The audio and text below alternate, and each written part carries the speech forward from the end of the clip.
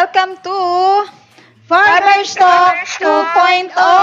Hoy, sumabay si Miss Ana. Good morning, everyone. Good morning. Happy Saturday. Good morning. Good morning, Sir WBA. Good morning! Ganun talaga, kasama yung kamay, nakachaway. Siyempre. The magic hands. Masaya tayo dahil sa araw na ito, napakarami nag-aabang ng paksang ito. Oh, Yes. Yes. Ang topic natin, Ay, Hito o catfish in tanks. Madaling alagaan at madaling pagkakitaan. At saka sa ating mga kanetizen, tamang-tama ho ito sa ating sa sitwasyon ngayon. Kasi, unang-una makikita nyo, marami ho tayong mga kababayan na bumabalik OFW kasi kahit sa ibang bansa, lockdown eh. So, anong gagawin nila ito? Maraming walang trabaho. Tapos yung balik probinsya Yes. na program ng ating gobyerno, di balik kayo sa probinsya. Tulad ng sabi sa balita, hindi naman ibig sabihin kung saan ka ipinanganak, doon ka babalik. Ibig sabihin, kung saan nyo nakikita sa probinsya na merong kayong magiging hanap buhay, pwedeng doon kayo magpa-relocate. Kaya lang siyempre, bawa sa Cebu, meron doon, o kaya sa Davao, meron, kung sa Mindanao, meron. Pagkaano ko, parang nasa 30,000 na ito, 60,000 na nag-a-apply. Ewan ko kung tama lang yung dinig ko, no? dami, no? Madami. Kung ano man ang trabaho doon, kulang pa rin yun. Yes. Kaya tayo, mas maganda ho yan ba, bumalik kayo kung sa kayo naggaling o may mga lupang mga bakante doon, ito, pwede nyo hong gawin yan. At saka makikita nyo, magandang pagkakitaan to. Itong hito nito, marami yata ito no? Ano ba kaibahan ng hito sa catfish at saka mudfish? Meron pang pangasius, ano? Pero pare-pareho lang ang itsura niyan eh. Yes. Yun lang pangasius, mukhang may martilyo sa ulo yan eh. Mas malaki O po. hammerhead. Actually, maraming klase sa buong mundo ng catfish. Hanggang sa ilalim ng dagat, meron ding Yes. catfish. Kaya lang, dito sa Pilipinas po, ang ating talakayan, ang ating discussion, iikot doon sa karaniwang nakikita sa palengke. Oo, tsaka si Luz, meron siyang Luz, kwento mo ngayon na mo sa ibang bansa, kinikwento mo sa akin kanina. yung sa US, marami kasing ang US kasi is known na maraming, kumbaga parang sa fish. Ay, ayan. Okay na, naririnig niya, ayan. Yung sa US kasi parang isa sa mga nila, gino-grow. Kung dito sa atin, widely produced is tilapia and bangus. Sa US is hito. Yes. Pero mayroon silang batas na ipinasa na parang pag nag-import sila, ayaw nila nakalabel na catfish. So, ang ginawa ang kinukunan nila is Vietnam, pero ang ginagawa nila fillet. Parang hindi siya, Hindi na, ban na talaga doon, may batas doon, 1960 pa. Oo. So, kumbaga, ang pina-priority nila is yung produce sa kanila, hindi galing sa labas ng bansa. Ayaw nila ng buhay. Yun ang batas Yes, oo. doon. Kailangan naka-process na siya. Yes. O, saka nung panahon na natin nila Kasaps, nila Mrs. Bayani, di ba yung hammerhead, yung mga fish, itong panggasis yung, actually nakikita niyo yan sa mga supermarket, yung nakikita niyo naka-prepared na sa styrofoam. Those are actually, mga catfish yan, yung mga panggaseous. Kasi nga, actually, yan mas masarap yan, mas malasa, maliit ang mercury content na makukuha mo diyan compared sa tilapia. Yes. Yung mercury content, yan yung nakakadamage sa nerves natin pag dumadami na yan, yung mga cause ng Parkinson. Yun ang nangyayari. Kaya hanggat maaari, inaano nila yung mercury content. Tsaka malasa yan. Mas mataas ang protein content ng hito, maliit yung fat content. Compared sa tilapia. Yes, oo. Excuse lang po, pa-check po ng audio ni Sir. Medyo mahina daw po ang audio. Ayan. Okay na. Hello? Ayan, malakas Hello. na. Okay. Kaya mahina lang Thank you talaga po. magsalita kasi si Sir WBA. Lapit daw po sa bibig. Yan. Okay, hindi yan. Ulitin ko, sa ating mga kanetizen, alam nyo, mas maganda tong hito compared, sabi nila, it's a matter of choice. Ang hito kasi, ang mercury content niya, pag kinain natin, napakababa lang compared sa tilapia. Yung mercury content, nakakadamage sa mga ugat natin yan. Nagkukos ng mga Parkinson at saka iba pang mga sakit-sakit, nakakatribute sa mga arthritis yan. Yung mga hardening at saka ito, mercury, metal. When it comes to, di ba, sa neurons, short-circuiting, so doon na nagmamalfunction. So, aside from that, sabi nga ni Luz, mas mataas ang protein, content compared sa tilapia. Ayun. So, actually, di ba, kahit kayo naman nakikita sa internet, people are discouraging eating tilapia. Siguro yung pagpapalaki nyo rin kung ano pinapakain nyo, kung saan nyo ginawa. Kasi, doon sa ibang lugar, talagang kung ano-ano pinapakain na yung, yan, dumi ng manok, ng hayop, pinapakain nila. In fact, sa rin, kaya ibinanding yan sa, hindi ko malam kung anong country ibinan yan, Kasi ang pinakakain nga ng mga grower, yung dumi ng manok. Dumi na nga bakit mo pa ipapakain? Yes. Ang problema doon is, sabi nga nila, may protina pa. Yun yung undigested protein nga na hindi na-utilize ng ating mga alagang hayop, yung mga baboy, manok, lahat. Basta't nangamoy ang dumi niyan. Yung undigested protein, yun yung pagkain ng bacteria. So, may solusyon naman ho tayo dyan. Sige, ano pa ba yung... Okay, so, dahil nabanggit ni Sir yung Pangasius, minabuti po ng Team Atobi sa episode na ito na ihiwalay natin siya ng discussion. So, iinog lang tayo, ikot lang tayo sa talakayan nung karaniwang nakikita natin sa palengke na alam ng taong kilalanin. So, ito yung nakikita nyo sa screen ngayon. Ayan, merong Clarias Batrachus, Clarias macrocephalus, Clarias garifinus. So, 3 klase ng siguro hito. sabihin nyo, hindi naman namin kilala yan. Di sabihin natin yung common name. Yes, ang Clarias macrocephalus, ang common name niya is native hito. Ang Clarias batrachus, siya yung Thai hito. Then yung Clarias garifinus, siya yung African hito. Yan, Yes. kilala nyo na. Monty! Pero huwag kayong pupunta sa palengke, sabihin nyo, pagbilan nga ho ng Clarias macrocephalus. Mas kilala kasi sila dito sa atin sa native, African, at saka Native sa dito. Thai. Yun, ganun yung so, mas 3 klase po. At kami po ay talagang pinag-aralan din namin kahit konti, Yes. yung kanya-kanyang katangian ng mga hito na yan. So, dito po sa talakay natin, matututo tayo at saka malalaman natin kung paano tayo kikita dito sa alagaan natin na ito. Pero may tanong muna ako. Diyan sa 3 na yan, ano ba ang mas magandang at mas masarap kainin dyan? Although pareho sila hito. Native, sir. Sa Bakit akin. native? Kasi po, native is mas malasa. Among doon sa dalawa is mas malasa yung native. At saka, syempre, sabi nga nila kapag medyo matagal alagaan, so, mas malasa. Kaya Parang nga, charger lang po ng battery. talagang yan ang sinasabing, Ana, para sa ito, talagang mabubuhayan ka nito. Sabi nga, ang Pilipino, small but terrible. Yes. Talaga, gano'n naman po, basta native malalasa yan. Di ba po? Oo. Di ba kasi lahat ng aspect ng native sa atin, lalo na sa ating mga Pinoy, mas gusto natin yung native. At Sariling syempre, atin. At saka, katulad ko, Yes. yung bayabas, yung guava, mas gusto kong kainin yung native nating guava kasi mas malasa siya compared yung malalaki. Kahit doon sa garlic, yung maliliit natin, ngayon mas mahal yung compared yung mga China malalaki yung kasi laki ng bola ng baseball Pero sa totoo, hindi siya ganun kalasa, malaki lang siya. Yes. Kasi alam mo, ang tao, minsan hindi Mahilig. hindi yung practicality, hindi nag-isip. Lamang ako dito, malaki to, mura lang. Pero actually, yung Tagalog, mga ilang piraso talagang, actually, may therapeutic effect pa yun Yung China, wala Di ba?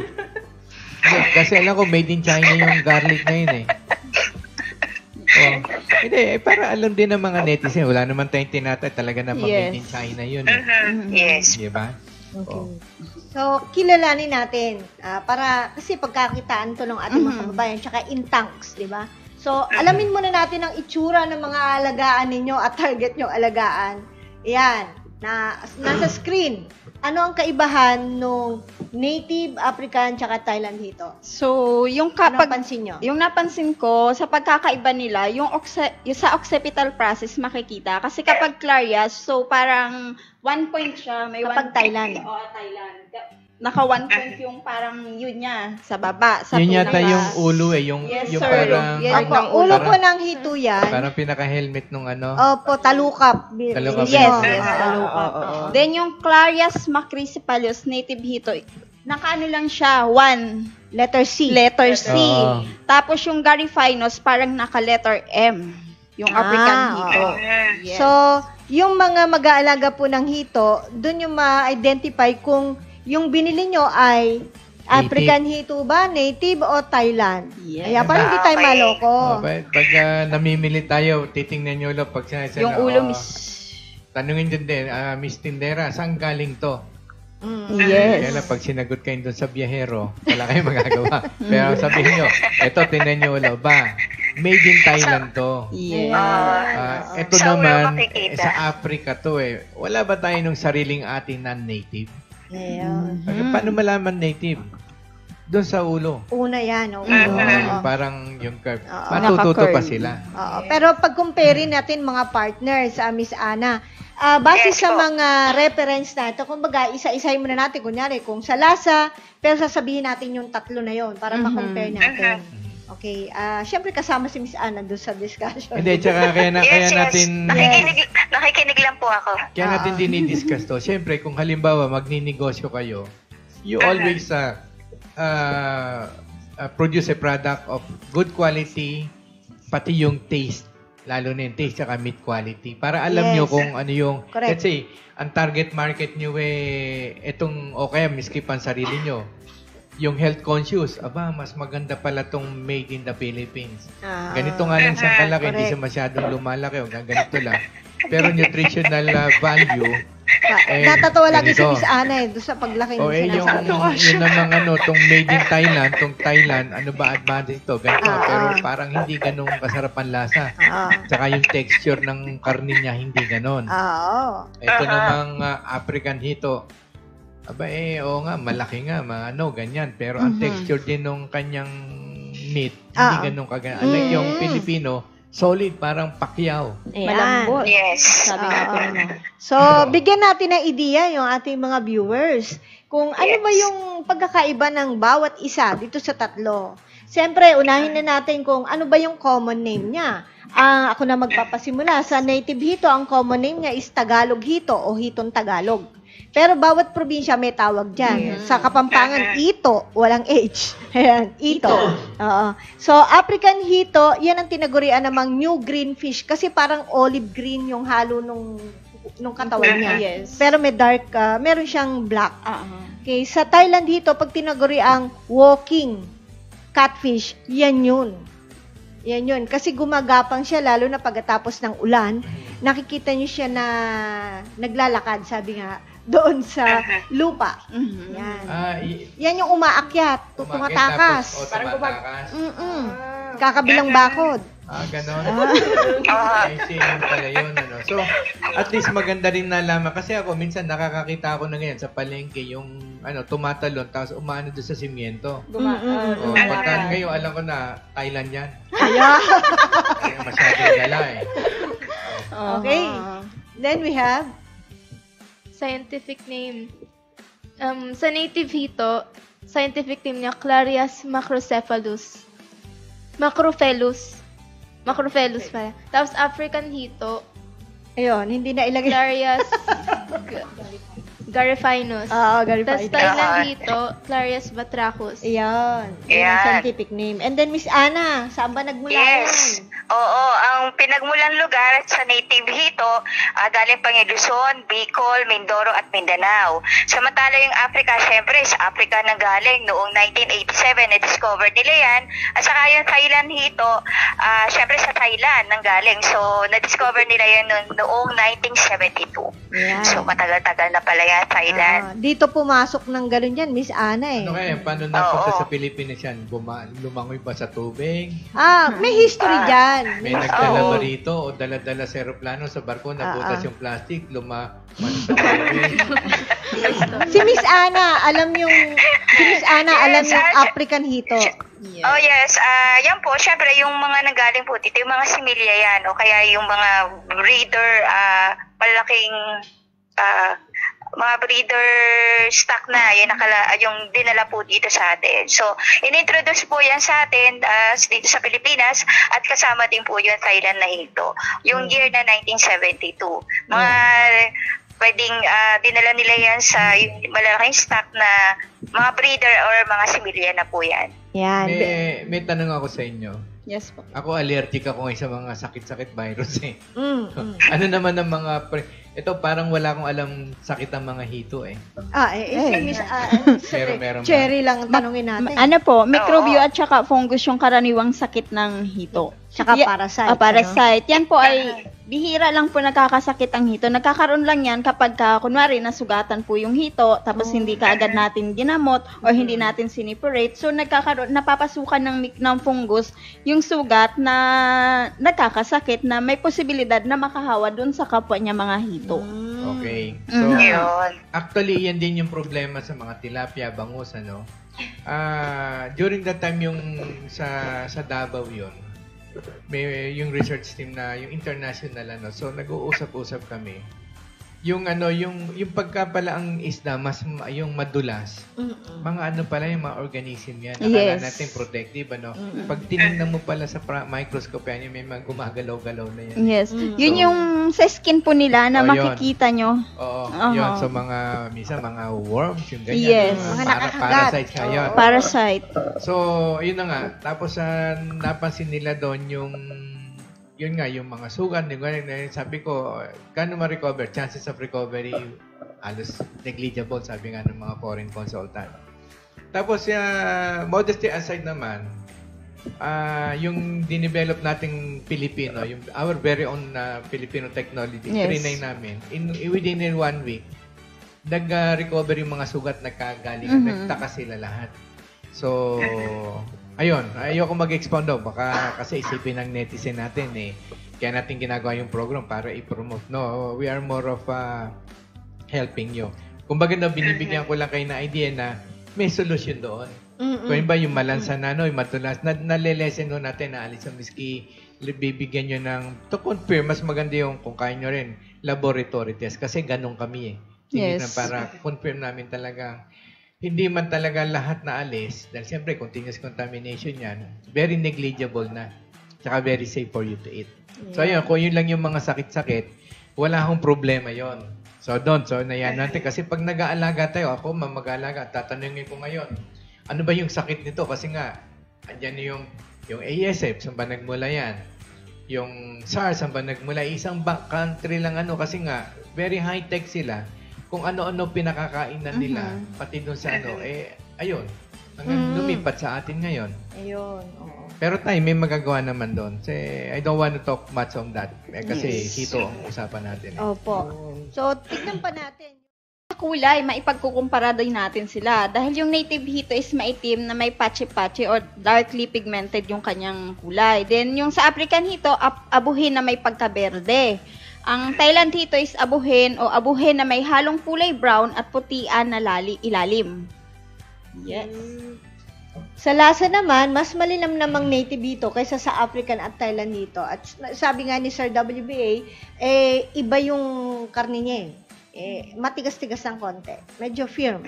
Yung sizes niya, 10 to 12 inches yung isang ruler, Yan yung, yung desirable size, yung marketable, tsaka yung kasi ang hayop po kasi, pag nag-alaga tayo, meron talagang tamang weight yan na OH, na yung pinaka-peak ng sarap ng karne niyan.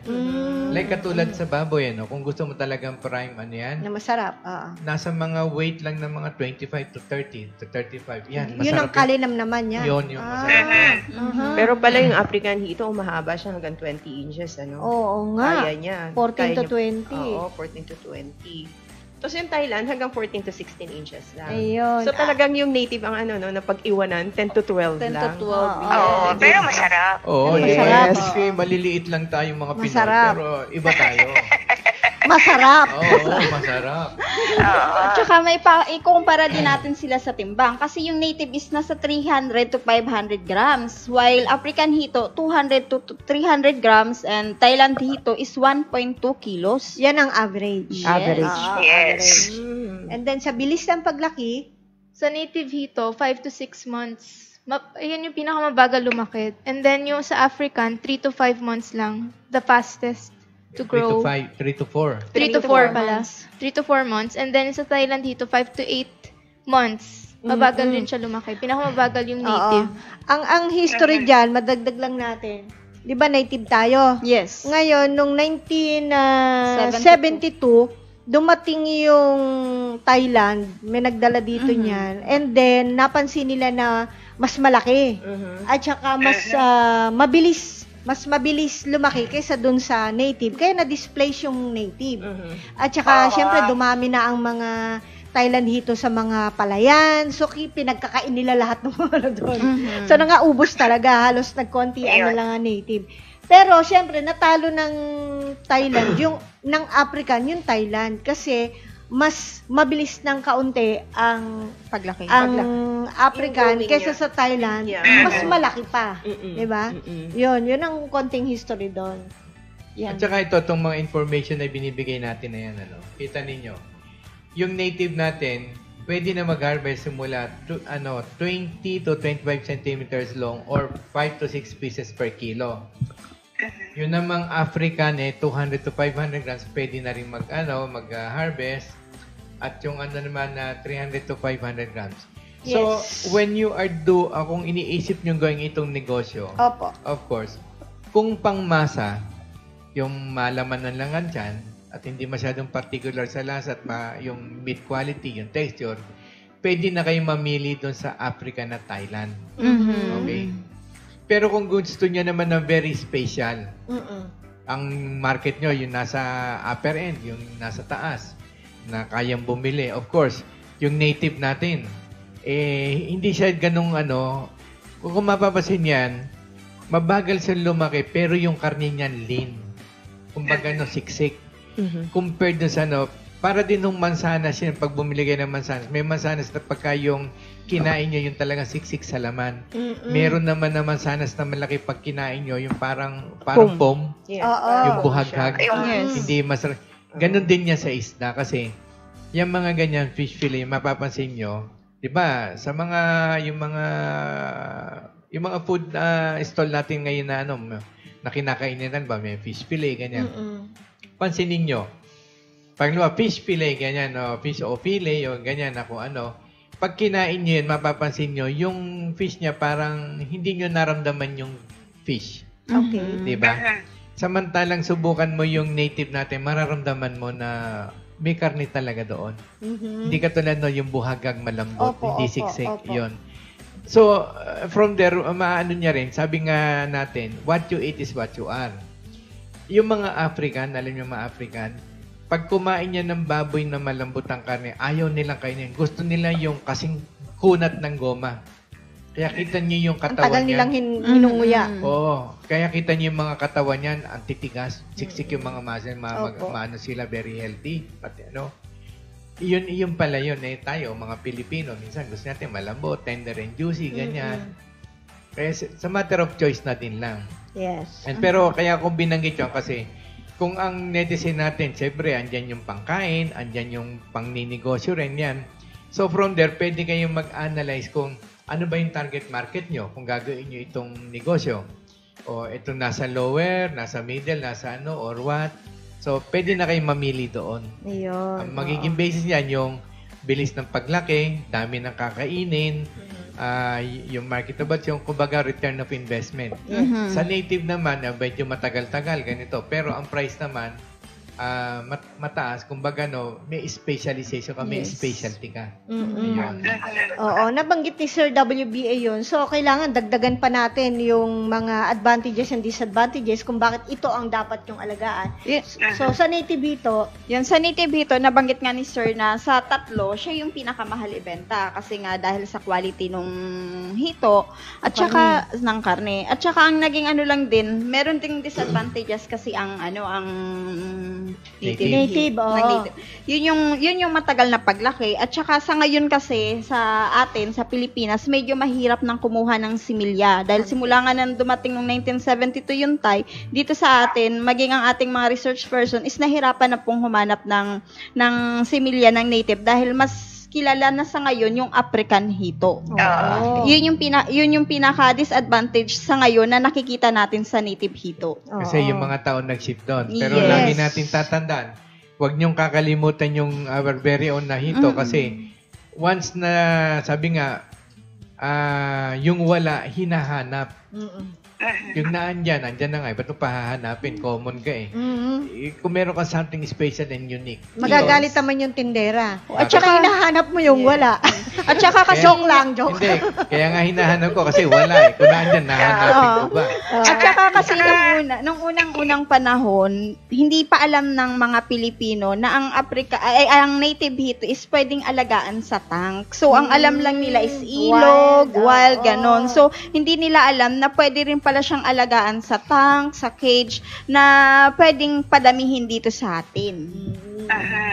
Yun. At saka yung halimbawa nag-alaga kayo ng hito, yung ipakakain nyo, ayusin nyo kasi merong iba ho talagang salbahe na kung ano-ano ipinakakain dyan, ng mga bulok na, yung ganyan na ano. Alam nyo, minsan ho, buhay pa yan.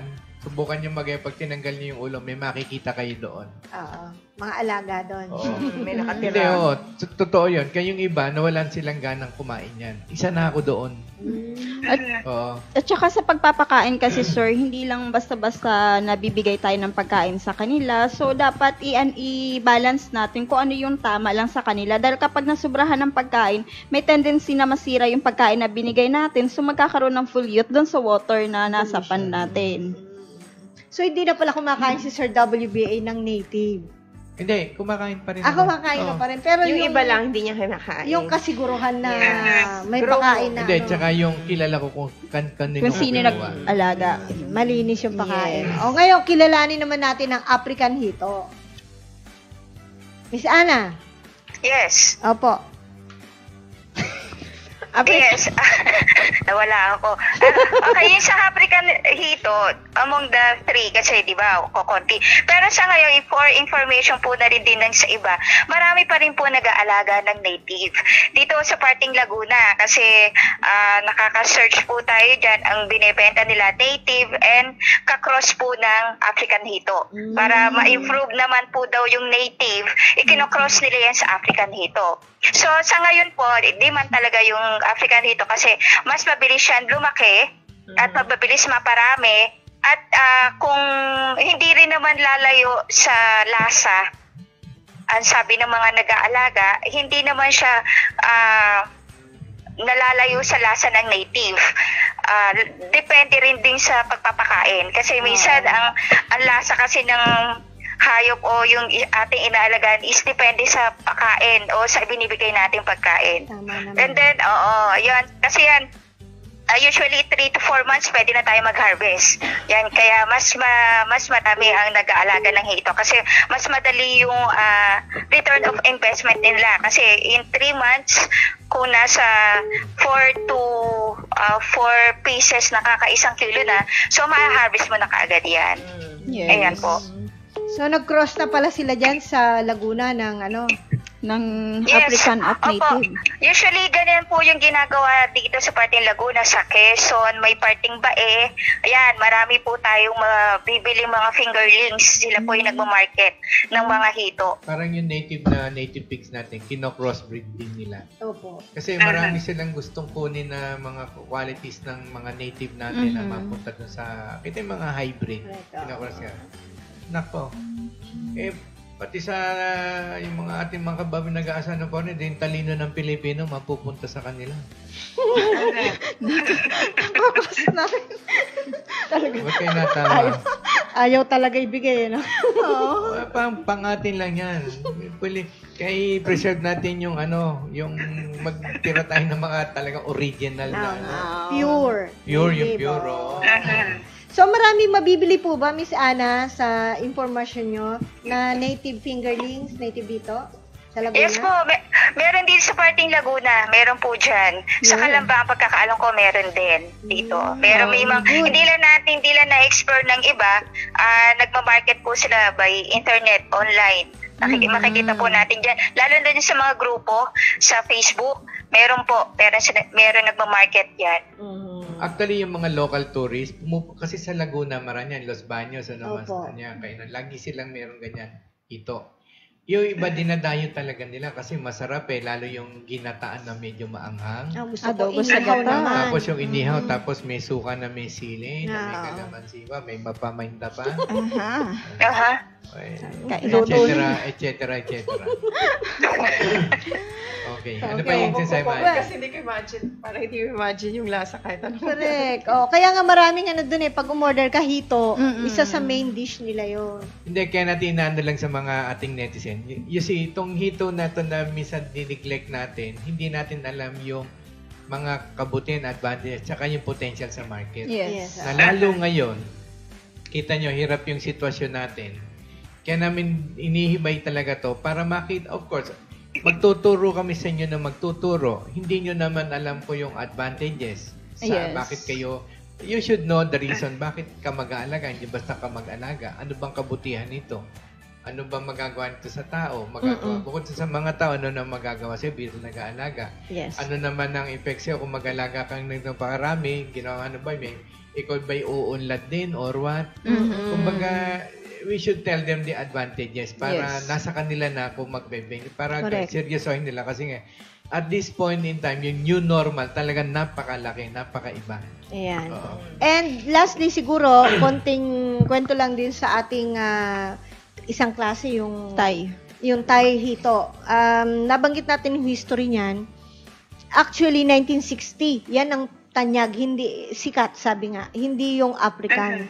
So, nung makarating yan sa Florida, 1960 dahil doon sa Pampanga? Hindi po, sa Florida. Sa US, yan.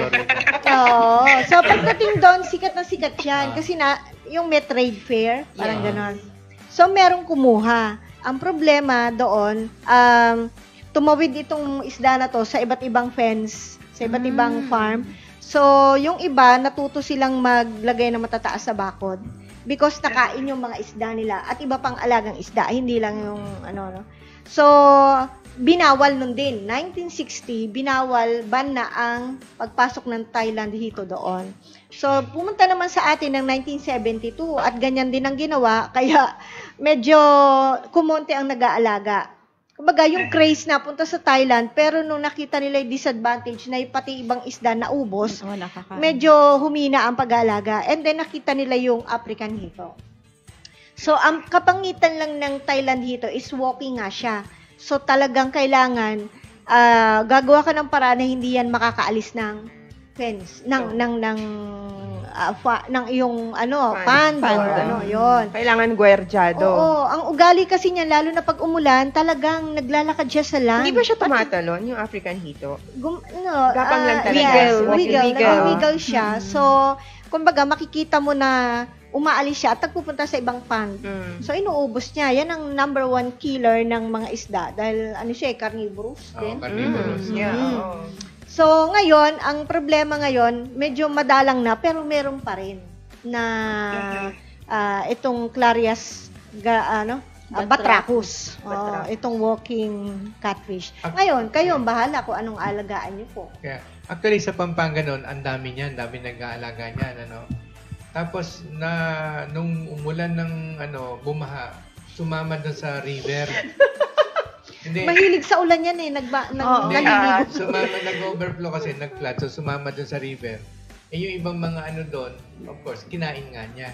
Siguro kaya kaya kung halimbawa mag-aalaga kayo nito, I would advise siguro na, fish pan kayo. Kung man maggala-gala siya sa, make sure na hindi siya makakalipat sa ibang, ilog, ganyan. Yes. O kaya sa tangke, yung mga maliliitang space niya, yun. Sabi nga natin, kaya nga fish in tangke. Yes. Ayan, so napakalaking potential nyo. Yeah. So, puntahan na natin, mga partners, ang target nating lugar kung saan tayo pwede mag-alaga kahit sa bakuran natin. Saan nga ba pwedeng alagaan ng hito? Sa tank. Tarpaulin tank, pwede. Ito yung isang Ayan. klase. Sagot ka. Credit to Welfang Gold Containment Company Limited. Yan, Yan yung tarpaulin. tarpaulin yan. So sabi ni Sir WB, pwede magdugtong-dugtong ng mga napupulot yung tarpaulin. Oh, actually, pag pumunta ka sa Divisoria, yung doon ka makakabili niyan doon sa mga netizen natin, tuturo ko na sa inyo, doon sa, hindi ko lang alam yung street Das Marinas yata yun no? Basta doon sa may... Ilayag ba yan? Basta doon Ilaya. ipagtanong nyo lang doon sa inyong bilihan ng tarpaulin. Lahat doon nandun. Tapos doon, meron din silang pag-seal noon. Pag sinabi nyo lang, gagawin nyo simple, bigay nyo na. So, ayan, makikita nyo yan, nakalagay na yan. Tapos, ang gawin nyo na lang frame, kung wala kayong pera, kahoy o kawayan. Yan, pwede. Yan. So, pagka gano'n, ayan, meron na kayo. Basta ganyan ang forma. Tsaka, pag may ganyan ko, bumili na lang kayo ng tent, yung fishnet. Coveran yung itaas kasi minsan, tumatalon, yung pusa nakaabang. Ay, oo. Yan ang number one. Hindi, oo. Oo. Kasi nag-alaga ako na ganyan, ilang beses nawawala, hanap ako Yung pala, binantayan ko, kinakain ng pusa. Okay. So, ito pang isang klase. Pwede nyo na lang huntularan yung mga yan galing sa internet. Canvas fish tank. Pabilog naman. Yes. Oo, yung mga tarapal. Kulay blue. Yeah, pwede Tolda. Yan. Kayo, meron po tayo nakita niyang kahoy Talang ginawa ng parang box. Oo. Tapos ipinasok, inalatag sa loob yung So, Yung tarpaulin, oo. Opo, very tough talaga yon. And then, ito yung karaniwan. Drum o kaya barrel. Oo. Ayan. Meron na talagang nabibiling ganyan. So, Kailang ilan ang mailalabag? ayan po, katulad yan, 500 liters yan. Kung ilan ang gusto mo alagaan, kung sa bahay lang na panggamit, pwede na yan. Pwede naman yung 1 square meter, di ba? Yung 1,000 liters. Yung 1 cubic meter, ilan ang pwede mo alagaan doon? Pwede po ng 50 hanggang 100. Yun. So, 1 cubic meter is 1,000 liters. Yun yung makikita nyo na, ang sukat nyo na 1 metro patas, 1 metro yung width, tapos yung length 1 metro din, kaya 1 cubic meter. Yes. Ayun. Ipakita natin yung panghuli. Yan, sa concrete tank. Yan. Yan karaniwan ginagawa, di ba Miss Ana? Yes, Kita yan mo, po. yung... Pwede po yung nabibiling tag 500 na drum na blue. Pwede po yun. Pwede rin yun, yung bilog, Oo, yung bilog. Yung swimming pool ng bata, magkano ba yun? Ayun, Mahal pwede, yun, mahal po yun Oo. Pero kung lumaki na yung baby mo, pwede mo na magamit yun. Yung yung sa tarpaulin, halimbawa ginamit nating palakihan, yung wala bang chemical reaction doon sa tarpaulin or kailangan pa nating i-treat muna Hindi, yung sabunin mo lang Linisan. Sabunin mo lang. Ganun Tapos, lang yung gagawin. di ba may mga print yun? Opo, may print. Yung sasabunin mo yun. Pag naman nasa tubig yun, dahil may chlorine, nanyo-neutralize yan na rin. Okay. Actually, sa ibang bansa, overnight lang na nakabilad sa araw na may tubig. Pwede na, pati yung chlorine ng tubig na Okay, para hindi ka maggastusan, baliktarin mo, wag mo ilagay may print. Baka magbasa pa yung hito Yung likod na lang, yung black na lang. So, ayan, yan po ang mga pwede nyong gamitin. At saka, ito na po yung ating hango din sa mga expert, pero pwede nyong bagu-baguhin. Kailangan sa actual, tsaka nyo makikita yan. Teka, may question ako. Yung bang hito, hindi ba niyang kailangan ng oxygen masyado? Hindi masyado. Kasi sila deep. Nasa ilalim lagi sila So, hindi nila masyadong kailangan ng oxygen. Ayan, kita nyo mga kanetizen. Hindi kailangan ng oxygen, kaya wala tayong aerator. Yan. Hindi kasi yung pins nila, pag dumadaan doon, nasi-separate nila yung oxygen hydrogen doon sa pins. Tapos, may tanong pa ako dyan hindi ako, I'm asking this question on the part of kasi yun ang tatanungin nila yun naman tubig, siyempre, di ba, iba pa yung mudfish yung hito rin, mudfish, yun nasa mud naman. Dalag po yun, dalag. Dalag, Opo, mudfish. So, yung iba naman yun. Oo, although hito din, nasa family siya ng hito, kaya lang nasa mud siya, madumi. Mud. Pero hindi. Galit siya, galit. Galit na hito.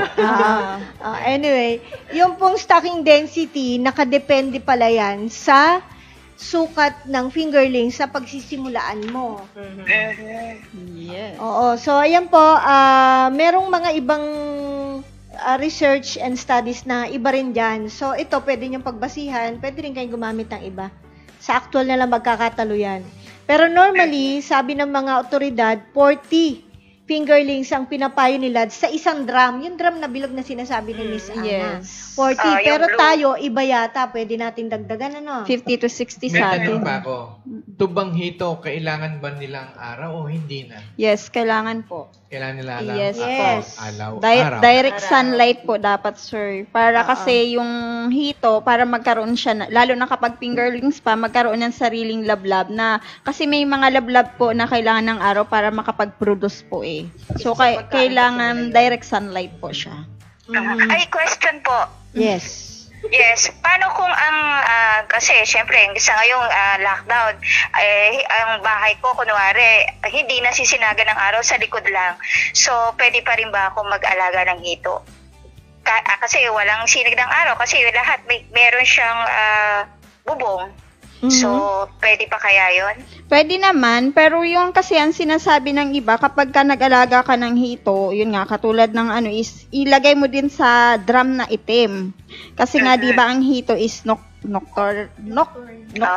So, gusto nila yung madilim na lugar, so, para makakakain. So, ang magiging natin na pinapagkain nila, yung pagkain na binibigay natin sa hito. Okay, so possible na pwede ako mag-alaga sa likod bahay namin. Yes. Okay. Yeah. Sa aking palagay naman, kung halimbawa talagang shaded area o dun sa loob, sa akin naman is, kailangan lang tuturo, yung bang may mga ilaw tayo sa gabi? Yes. May Pwede ilaw rin na yun, ilalagay. tatapatan mo. Nakakatulong din yun para makahikayat ng insects na pwedeng pang Pagkain. nila, Yes. diba? Okay. Oo. Plus of course, kung sakali man, nagpupunta naman sila sa ibabaw eh. To get Diba? the food. Oo. Ay, kung yung nando sa ilalim ng putik ang tagal eh, walang tumigas na yung putik, Yes. nabuhay pa sila eh. Ano pa rin sila eh. Oo, kasi Diba? kasi ang hito naman is hindi na kailangan ng malalim na tubig eh. Hindi sila nangangailangan ng malalim na tubig dahil nga mas sila sa baba, mas nabubuhay sila Okay. sa ilalim ng Halimbawa, tubig. ano ang advisable na depth? Of course, pwede nang kahit 1 meter. Yes. Pwedeng 1 1 meter.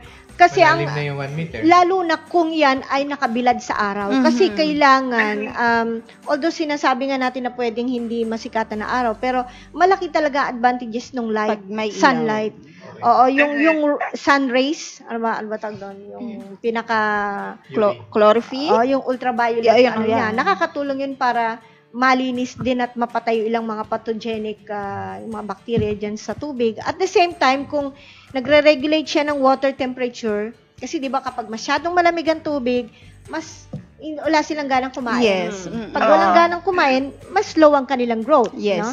Ngayon, kung sakali manalantad sa sikat ng araw yan, pupunta sila sa ilalim pag sumusobra na ang init sa taas. So, kung masyadong mababaw ang tubig mo at sunlight naman, direct sunlight, medyo mahihirapan sila doon. Dahil talaga mainit ang Yes. temperatura, pero na lang kung matibay ang resistensya niya, di ba? Kaya naman niya yun kung tutuusin. Pero mas maganda talaga kung medyo malalim para nakakapunta sila sa ilalim at minsan ginagaya pa natin yung natural habitat nila. Kung drum yan, lagyan mo ng konting mga 6 inches na clay Clay na lupa. sa ilalim para medyo na-imitate natin yung natural habitat nila, makakatulong yon. But of course, pwede pa rin kahit wala.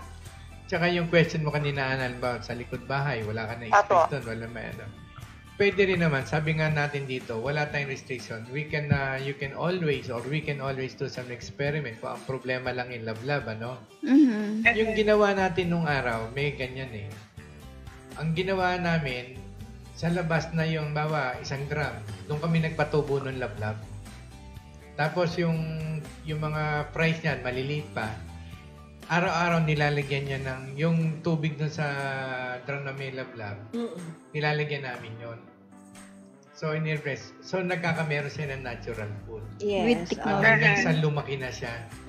Yun. O kaya, nasa labas yung mo, andun na yung lablab. Madali naman nung magpag-grow niya with the technology.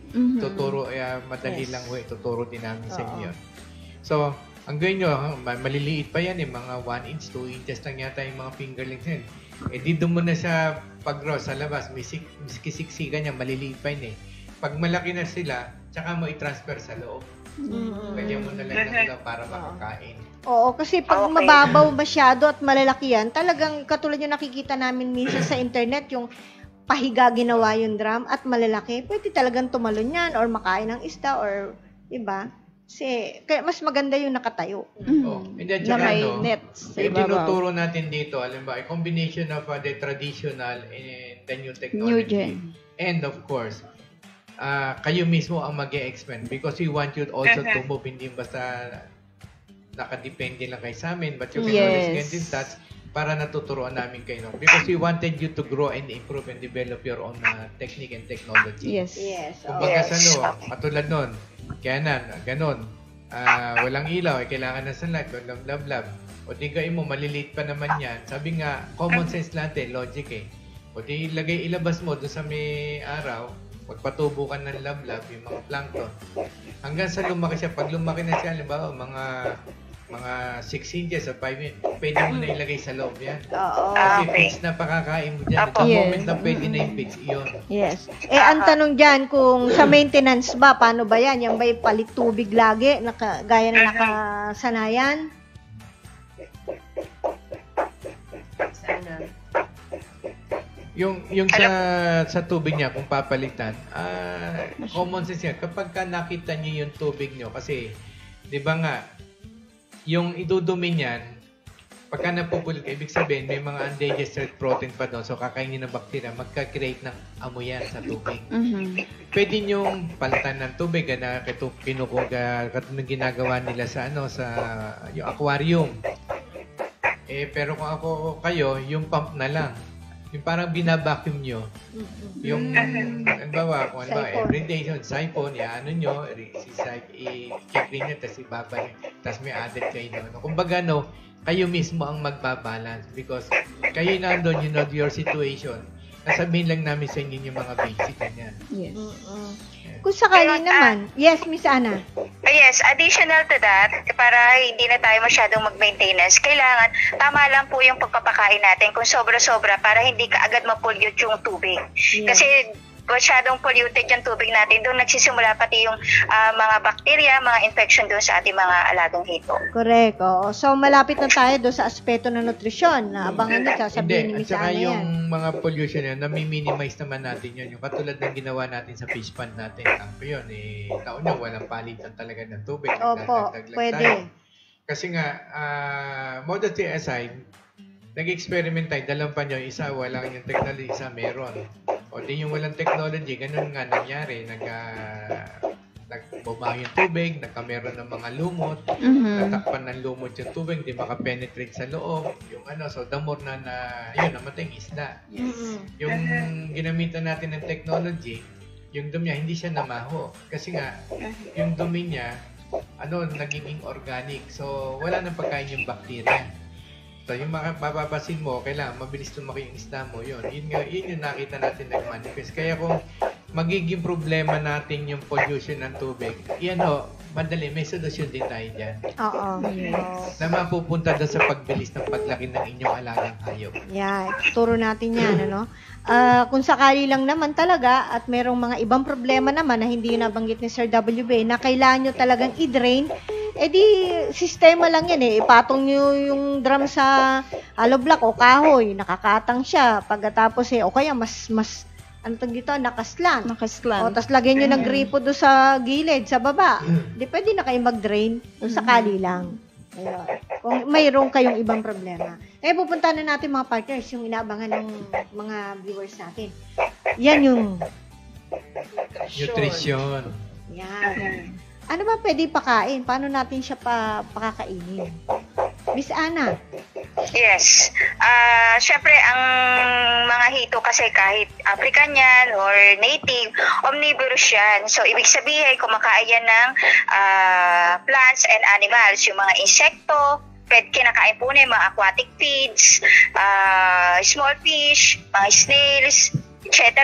So, yung ibang matagal na naghihito, ang pinapakain nila yung mga internal organ ng mga manok. So, mga trash fish, and then nagsasalit sila ng mga commercial feeds.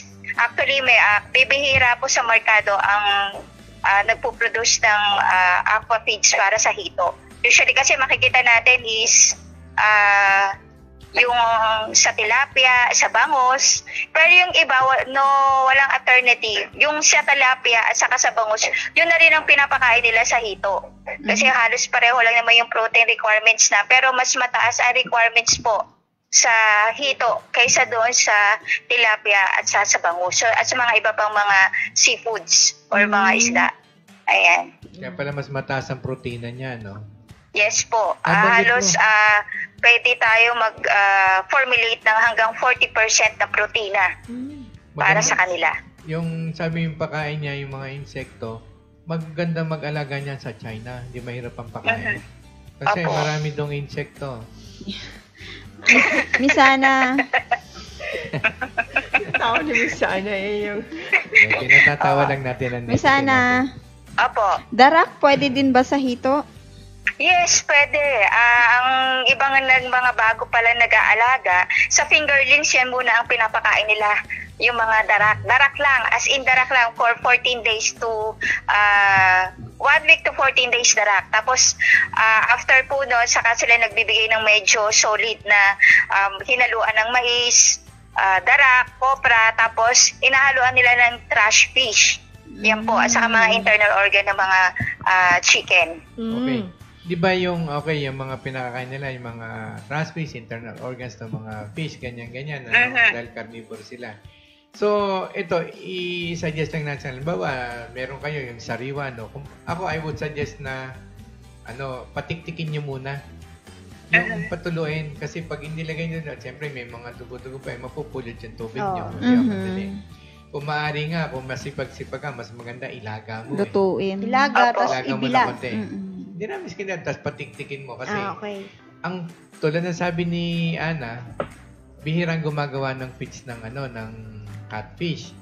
Pero pwede natin silang turuan na pwede rin silang gumawa doon sa bahay nila. Kasi, halimbawa, katulad nung yung trash fish, o halimbawa, nilaga mo, pwede mong yung panggiling ng karne, pwede mo na rin pang-pelletize yun na dyan sa bahay nyo, kayo nang gumawa. So, habang ginino na peppers yun, siyempre, mapipiga na rin yun So, from there, pwede nyo nang ipakain yun. Tsaka na-chachap nyo pa maliliit. Tapos, kung naman yung commercial feeds ang gagawin nyo, yan, pwede ba natin silang turuan yan, Ana, next time kung paano gumawa ng Yes po, pwede po. Actually, itong mga napanood ko sa YouTube sa mga ibang lugar, lalo na dun sa mga Nigeria, sa African, ang ginagawa po nila dyan, may mga timbang sila ng kasi maraming darak doon, cassava meal, nahaluan nila po yan, cassava meal, darak, konting kopra. So may mga formulation sila doon. Tapos yung mga trash fish, kasama po yung dugo kasi kasama sa formulation yung blood meal, kasama yung dugo ng baboy, dugo ng manok, pero tapos yung dugo ng isda. Sasama-sama po nila yon. Tapos hilaw po yan, kasama na yung mga hasang. Yan, hinahalo po nila yan. So, pinagsama-sama nila, and then nilagyan ng konting tubig. Tapos yun nga po, yung katulad ng binigay nyo na motor po yung yung gilingan ng karne.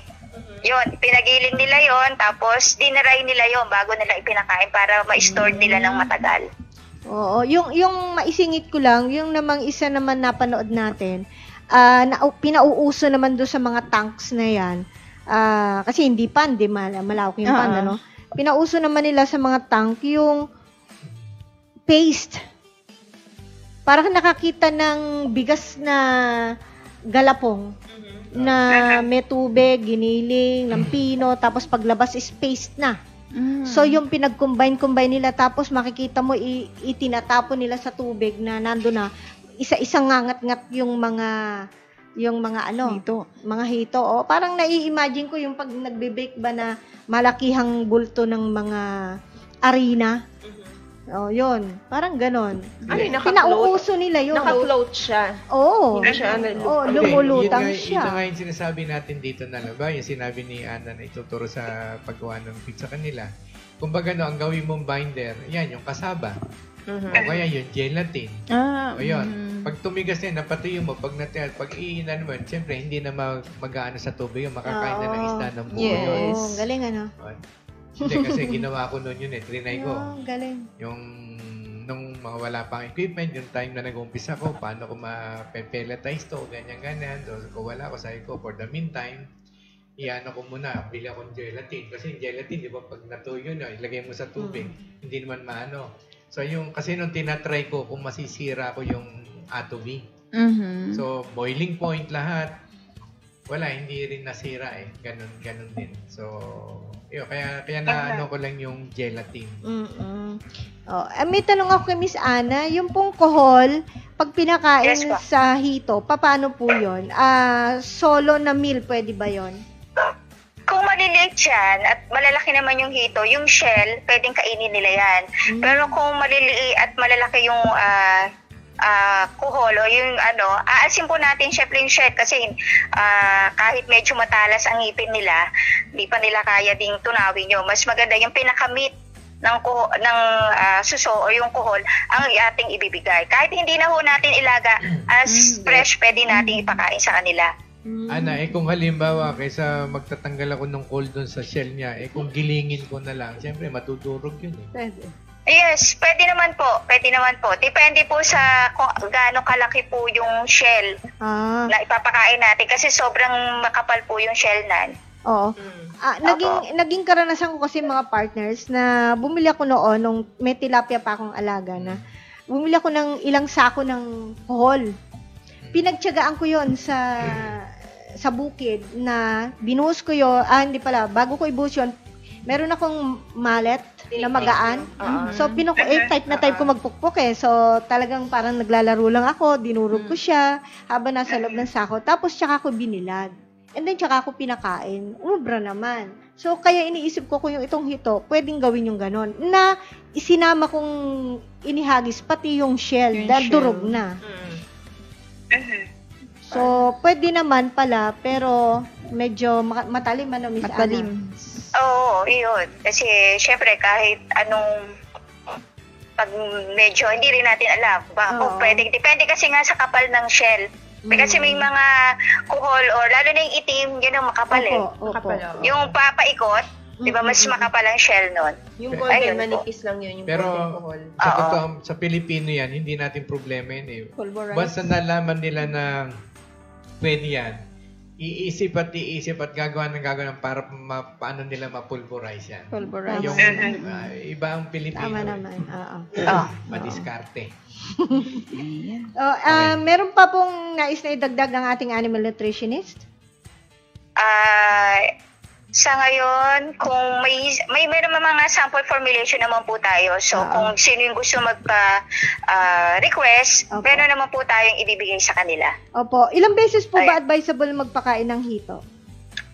Depende po yan kung fingerlings, mas maganda po, thrice to 4 times a day pagpakain. Opo. Ng konti lang. Kasi ang pagpapakain po natin, kumuha lang tayo ng sample ng weight nun, nakuha natin yung timbang, tapos yung total weight po na i-times po natin sa 5%.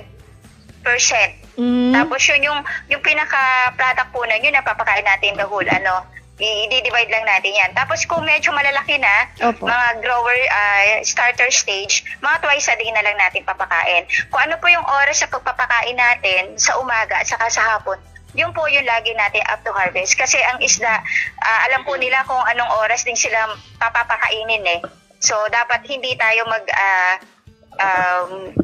magpaiba-iba ng oras sa pagpapakain nila. Meron akong na-encounter, Miss Annie.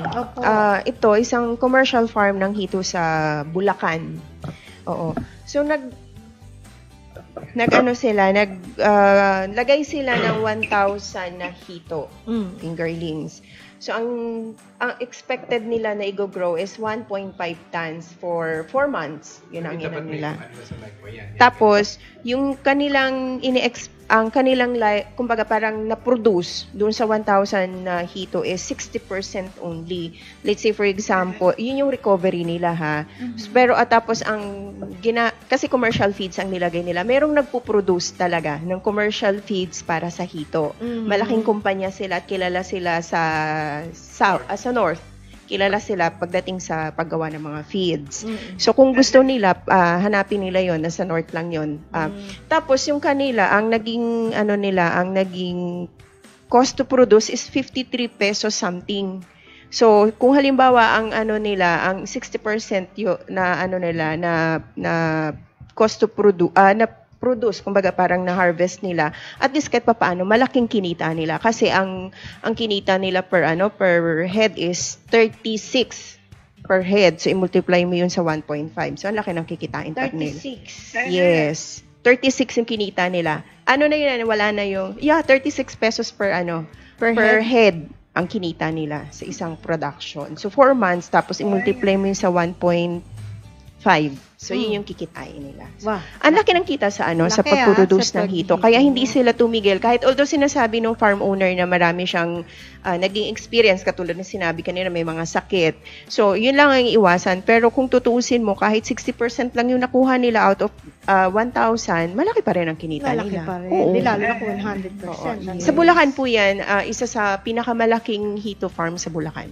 So, yung mga halimbawa, sakit-sakit, problema sa farm, wag lang sa financial, tsaka personal problem o life problem, tumawag po kayo get in touch sa kasi yan po yung ginagawa ng kumpanya. Kung ano yung mga problema nyo sa farm, nagre-research kami, nagde-develop kami ng technology o solusyon para maiwasan nyo na yung mga problema na yan. So, kung makikita nyo, yung growing period ng sa baboy at saka ng hito, halos pareho lang, So, doon sa farm nyo, may baboy kayo, mag-alaga kayo ng hito, kumbaga hindi kayo mawawala ng kita kasi katulad niyan, mahigpit sila sa ASF. May hito ako, hindi naman ng ASF tapos dumating naman yung may mga manok kayo, paitlogan, merong problema. Meron pa kayong baboy, may hito. Kumbaga lagi kayong may armas. Hindi kayo mawawalaan. Ayun. And then, kung doon sa farm ninyo, kaya nyo nang gawin yung pagkain, manageable naman, tuturuan naman namin kayo para makatipid pa kayo. Kasi yan ang pinakamalaking gastos Pero kung talagang malaki, hindi nyo na kaya, sabi nga, logic again, should I put my own feed mill or bibili na lang ako dito sa manufacturer? Kumbaga iaano nyo rin kasi, lumaki kayo. Nakatipid kayo sa feeds. Pag nagtayo ako ng feed mill, magkano gagastusin ko? Tao, sakit sa ulo sa tao, kuryente, lahat, ganyan-ganyan. Kung bibili ako, yatid na lang, makikipag-arrange na lang ako. Kumbaga kayo mismo makakalam kung ano ang maganda para sa negosyo nyo. Yun.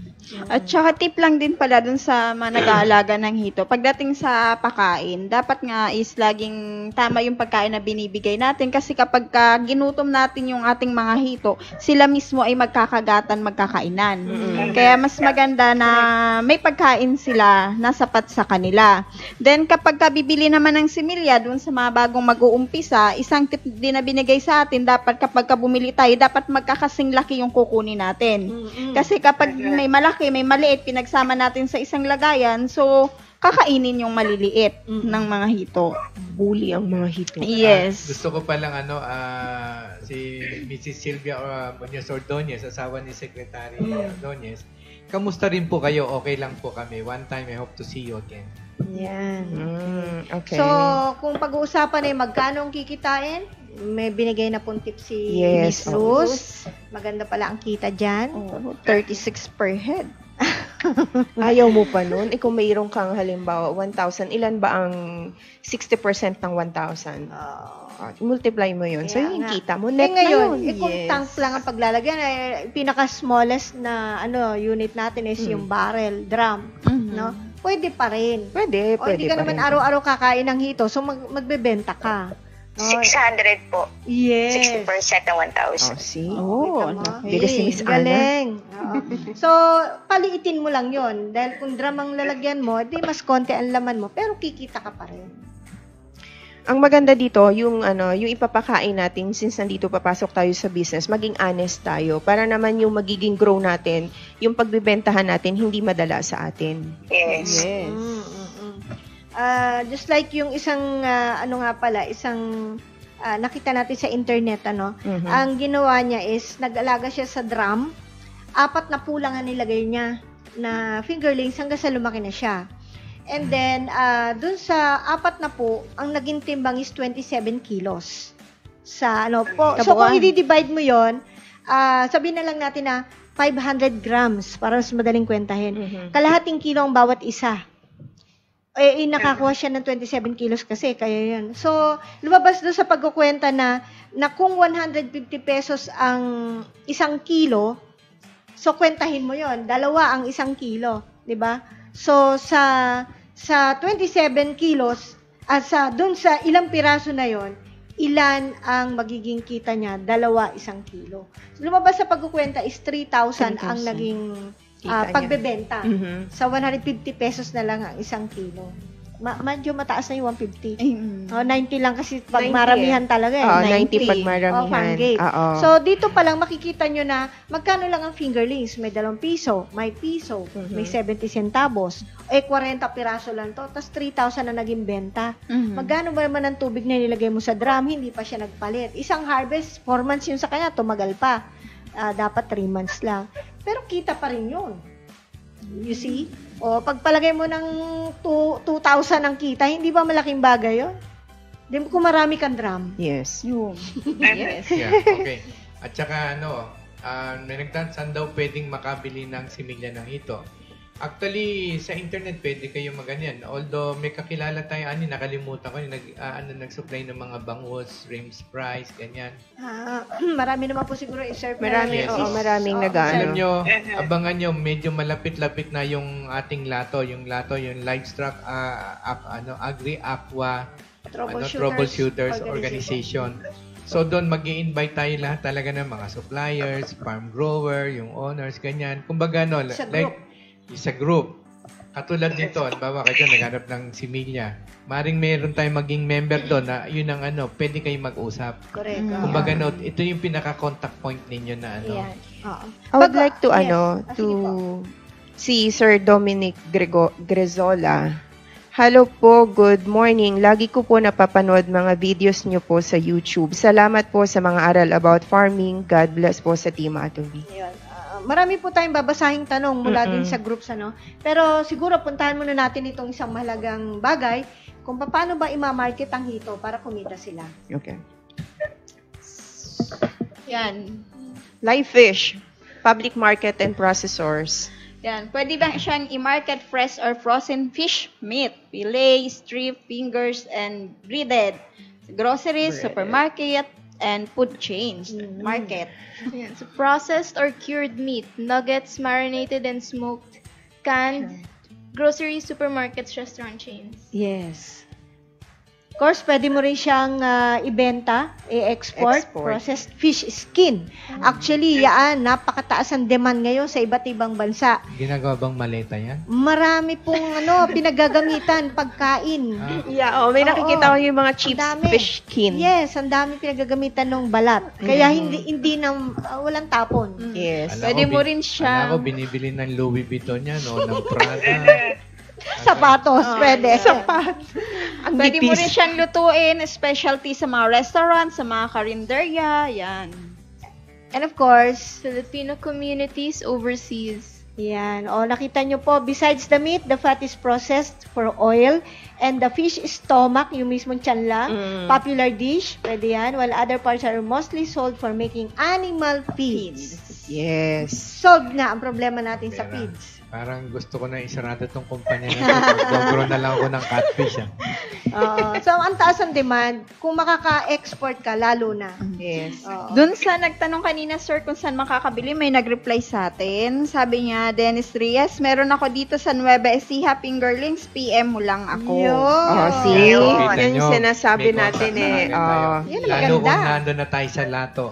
Kung baga na connect na yun connect. Alam mo yung generation ngayon, millennial, that is more of connect. Yes. Alam mo ako sa totoo, seconds lang ako nung pinanganak ako dapat nasa Kailan? millennial. So, kaya imbitin ako millennial de traditional. Napairi Old agad school. no? Oo. Lumabas. Ay, Kaya naku. yung ugali ko, mixture ng millennials at saka nung traditional. Yes. Old schooler. Eto na lang po, panghuli siguro ang tip natin. From the USDA, Miss Ali. Yes, keep fresh catfish in the refrigerator up to 2 days before cooking or freezing. Use frozen catfish within 4 to 6 months for best quality. After cooking, store catfish in the refrigerator for 3 to 4 days and 2 to 3 months in the freezer. Yan. Kasi tatanong nyo siguro gano'ng katagal yung bakto kung gusto nyo 2 to 3 magpunta doon sa filet, at Oo. iba pang processed product. Okay. May nagtatanong daw, may fish, feed na ba ang atobi para sa hito? Wala po, pero tuturuan na lang namin kayo. Para mas Yes. makatipid. Tsaka yung knowledge kasi hindi pwedeng nakawin sa inyo eh. Correct. Ito po, Hito Farming Philippines Group, sabi ni Virgilio Mindaro. Ang mga gamot, anong mga gamot ang hinahalo sa tubig ng tarpaulin tank? Pakibigay po ang detalye ng pag-aalaga ng hito from start to finish. Maraming salamat po in advance. Kasi po nagtatanim ako ng onion. Yung tubig na pampatubig ko, idadaan ko muna sa fish tank. Pwede po ba yon na approach? Kung okay, then let me know. Sir WBA, doon sa sinabi ni Sir Virgilio, mag-aalaga siya fish in tank, hot catfish. And then, dahil meron siyang tanim na onion, pwede daw ba yung tubig doon, idiretso doon? Pero, paano yung approach na gagawin niya? Yung para lang aquaponics yung gagawin niya na yun eh. Yung sabi nga natin, ayun, isa, pwede yung maglagay siya ng drain plug doon. Pag magbabawa siya ng yung medyo napapansin niya, medyo polluted na yung pwede niyang padaanin, lagyan niya lang screen, baka sumama yung isda eh. Ayun. Tapos yun, pwede niyang yun na doon sa pandilig. Okay. Pwede siya magbawas ba? Kunyari, halimbawa lang to, parang gripo ba? Kumuha mo na ako na isang timba, halimbawa, tapos isasara ko na yon, and then yun ang pandidilig ko sa onion, and then dadagdagan ko yung tubig ng tank. Pwede po ba yan? Yes, oo. Pwede yun. Basta wag lang siya mabibigla. Yung sabi nga natin, thermal shock, yes. saka yung structure nung the whole of the pan. Pero isa-isa, dalawang timba. Yun, okay lang. Tapos, after 1 week, pwede rin ulit sa kuwan.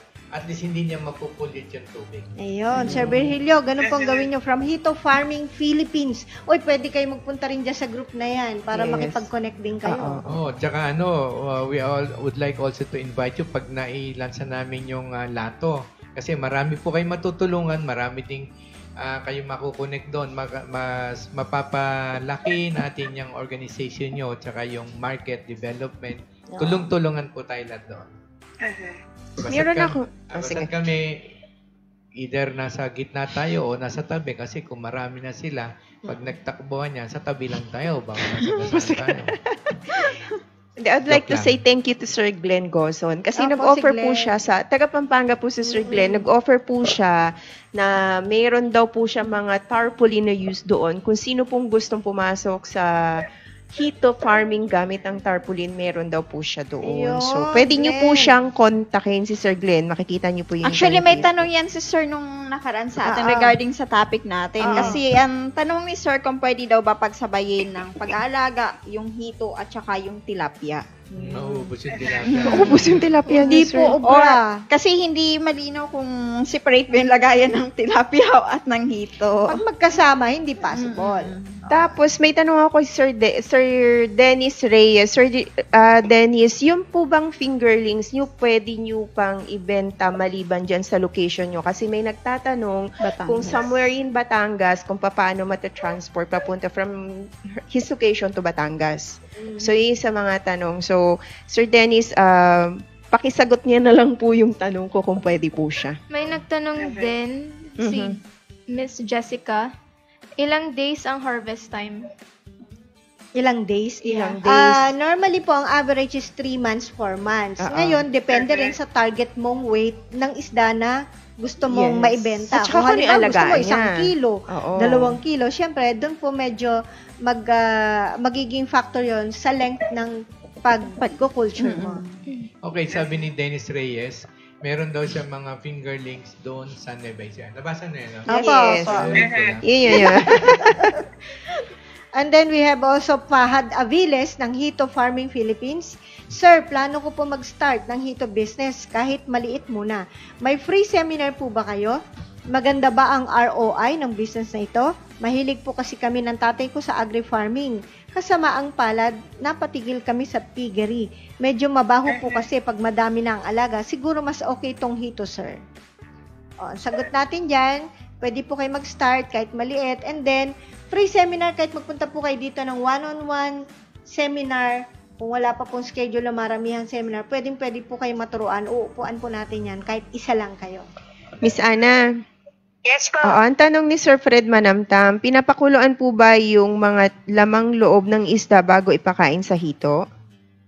Depende po yan kung ano yung stage ng hito. Kung maliliit, pwede natin pakuluan. Pero kung malalaki na, pwede na as is kung tatari lang natin ng maliliit, saka po natin ipakain. Okay. Sige, yung pagtantad, mahirap yan eh. Gilingin natin. Ayun po. Hindi, meron naman nabibili niya mas mura.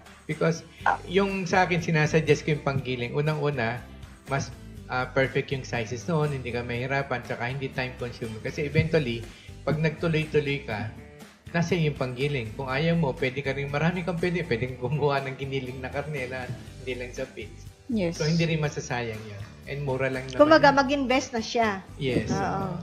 Yun po sa mga nagtatanong ko sa makakabili ng fingerlings, yun po, nag-offer po, meron po, nagsabi po si Sir Dennis Reyes, meron po siya, so kontakin nyo na lang po siya. Yes. Yeah, okay. Marami po kasi May nagtatanong. mga nagtatanong po, sir. Ang dami po nagtatanong, sinulit ko lang po, Hindi. pwede po doon. At saka yung fish, kung hindi nyo alam, pwede hong gawin yung fish langgunisa. Isa pa yun. Oo naman. Di ba may chicken langgunisa, may pork Mas langgunisa. mahal nga lang kasi mas konti nakukuha mong meat dun sa isda. Hindi, pwede mo naman dagdagan ng mga yung TVP, yung vegetable. Opo. Healthy din naman, vegetable fiber. Opo. Sabi ni Sir Rabi Wana Alabata Gabasa, hito at halaman o aquaponics ang plan ko. Salamat sa dagdag kaalaman. Yan. Thank you din po. Tanong rin ni Miss Jessica ulit, may market ba ang hito sa Pilipinas? Sobra-sobrang kulang po. Sobra. Ilan ho bang million ng tao natin? Sabi, I think 101 million tayo eh. Yung kalahati na lang kunin nyo. Tapos yung kalahati na yun, 50 million. Siyempre, hindi naman araw-araw kakain ng hit yun. Pero wala nang masama kung araw-araw kainin yun. Iba-ibang luto. Yun na lamang 20 million ang kunin nyo. Everyday nakakain yan. Kaya ba natin supplyan yun? Kasi po, baka nice lang natin inform sila, baka hindi nila inabutan yung kanina o na-miss nila yung sinabi natin na isa sa pwedeng humango ng hito, hindi lang po yung sa buhay, yung pati yung process na, yung fillet na. No? Kasi meron tayong ng client dito na nag-aalaga siya ng hito and then medyo mahina doon sa lugar niya yung pagmamarket ng live fish. So, ang ginawa niya, nagtayo siya din ng isang panibagong negosyo na siya na mismo nagpipilay. So, ang kumukuha sa kanya, yung mismong mga food chains na nangangailangan ng fillet, ng meat mismo. So, kailangan lang mag-isip lang po si Ma'am Jessica kung anong linya ang gusto nyo. Live ba, buhay, o yung processed or fresh na mga cuts. Kung ano yung target nyo, yun po. Kailan market muna isipin nyo kung saan nyo dadalhin. Yes. Saka, madali din naman. Bawa, kumain kayo sa labas. Nakita nyo, tinan nyo yung menu, may mga fish. Pwede naman kayo can I talk to your manager? Kasi nagsusupply ako ng fish fillet. Baka pwede ako mag-supply sa inyo. Yeah. Diba? Hindi na uubos sa market talaga. Yes, hindi mauubos yan kasi ang tao, kakain at kakain yan. Diskarte lang.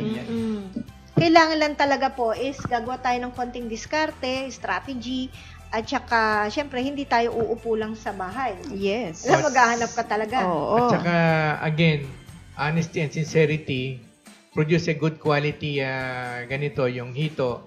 Para kung let's say yung ibang bansa malaman nila, sa Pilipinas, ang hito talaga, sure kayo doon na malinis, maingat sila sa kinakain, very health conscious sila, we might get a good export. Pag export na, ang laki. ilan ba tayong Pilipino? Kaya ba nating alagaan lahat yan? Ma-provide yung we can never tell. Yes. Uh-huh. May tanong Miss Ana. Yes po. Miss Ana, pwede makipag-friend sa'yo. Integrated Agri po kasi plan ko. Nakwento ko na rin kay Sir Aldrich from Glen Goson. Pwede naman po. Wala akong problema. Alright, Pig Academy, Pilipinas, Okay. PH Group, sabi ni Mariel Pabiala Mariano, pwede po kaya siya alagaan maski sa drum lang? Sana po nakapanood kayo at yun na po ang sagot. Pwede po. Kaya nga, fish in tank. Ganun din si Badudoy Bautista, yun din tanong niya, pwede po ba sa drum? And then si Ford Padron, pwede po ba sa concrete pan? Pwede rin po, pinakita natin yung picture. Bernard Honrado, gusto ko ito Sana may mabilhan sa place namin sa Palawan ng binhi. O baka may nakikinig dyan, At taga saka Palawan. sa space yan, kung malit yung space mo, kung talagang very innovative ka at nalaman mo na yung how they survive, then pwede mo pang lagyan ng second, third floor yan. Yung parang Pwede naman. naka-shelf. Oo Yung nga may po. space, parang Level-level. nagalaga ka ng pugo. Level-level na gano'n. So, kumbaga, kung halimbawa, yung floor area mo lang na pwede 1,000 na alagaan mo, yan yung pinaka-ground floor. Dagdagan ko kayo sa itaas to. Siyempre, mag-add ka lang structure. O tapos, okay pala, dagdagan ko pa kaya. Yung tubig, mabigat yun. For every kilo, Yes, of course. 1 liter of water is 1 kilo. So, kung may 1,000 na kilos ka doon, that is 1 cubic, that is 1 ton. So, maano man naman sa structure. Yung gagawa. Yung gagawa, kailangan alam nila yung Okay. Pwede naman miskin hindi simentado yan. Yung mga zipper links, tapos lagyan mo ng plywood para ma-distribute mo lahat yung weight. Tapos yung poste, anahan mo lang. Kaya yan. Last to, sa Pig Academy Pilipinas page, Nax, mapagmahal yun ang pangalan niya. How? Ayun, nabanggit na rin po natin kung paano. From Sir Elmer M. Andaya, dagdag kaalaman po sa Isabela, may ginawan po kami ng biogas doon. At yung mga namamatay na baboy, china-chop-chop nila at pinapakuluan at yun ang pinapakain nila sa hito. Safe ba yun ipakain tapos kakainin ng tao? Salamat po. May dagdag si Sir, sabi niya, pero yun po ang inuulam namin nung andun kami, 1 month kami kumakain ng hito. Hindi, okay lang yun. Na halimbawa, yung namatay yung baboy mo, depende kung ano yung kinamatay nun. Tapos, pinakuluan mo yung karne niya. Ayun. So, kumbaga, yung mga bacteria mo, na namamatay na yun. Wala naman akong alam na bacteria ang baboy na nakaka-withstand sa boiling point. Ang, yung sa aso, meron. Yung ganyan. Sa hindi na sila namamatay. Pero hindi naman. Tsaka yun, pagka naman na, let's say, di na lesson na yun, tapos pakakain mo sa hito.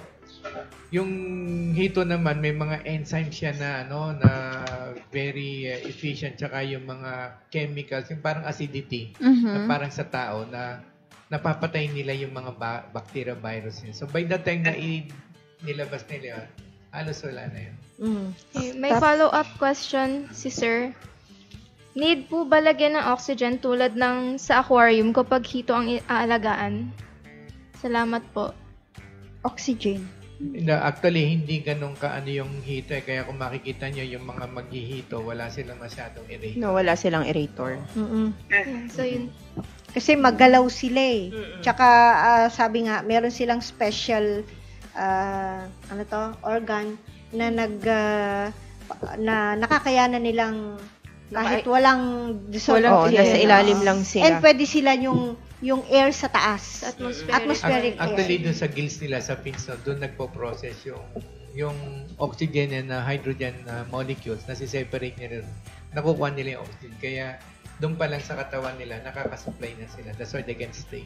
Yes. Wala pa ako kasing nabalita na hitong nalunod Panghuli, eto sa akin na panghuli to na galing sa Hito Farming Philippines. Daniel Parales, may schedule na po ba kayo ng seminar nyo? At kung meron po, ano po ang topic nyo? Wala pa po tayong schedule ng seminar sa ngayon. Hayaan nyo po inform namin kayo. Pero for the minute, kung interested ka, pwede naman kayong mag-ano sa Facebook namin at tuturuan naman namin kayo. Yes.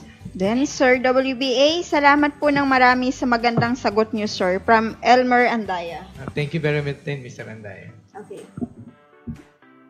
Alright. So, siguro po, pag meron pa po kayo nais sa itanong, kahit po tapos na yung ating live stream, feel free to post your questions and kami naman po sa Team Atobi ay nakahandang sumuporta sa inyo.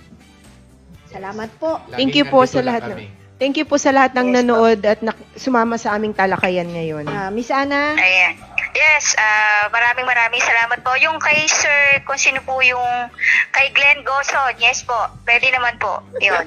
Tuwang-tuwa na siya, Miss Ana, pumayag ka. Ganun ba? Oo, ang saya daw, ang saya. Opo. Okay, maraming salamat po sa ginawa ninyong panonood sa ating pong Farmer's Talk. Yan. Always remember, Team Atobi will continue to educate, Share, and inspire others. Bye-bye! Ay mahirap mag-alaga at kumita, ubus pa ang oras sa maghapong paggawa. Alagang hayop at pananim, pilit na pinararami kahit madalas malugi, kunwari ayos lang. Ang masaklap ng pare ko sa buhay na ito, hindi na nga kumikita, ibig pang ipasara.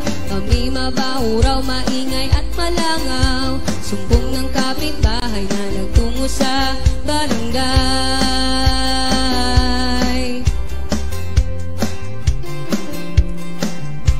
Dahil kailang kumain itong aking pamilya, hindi sumuko, hindi nanghina ang loob, determinadong ituloy, nasimulang kabuhayan, humanap ng solusyon, siguradong mayroon.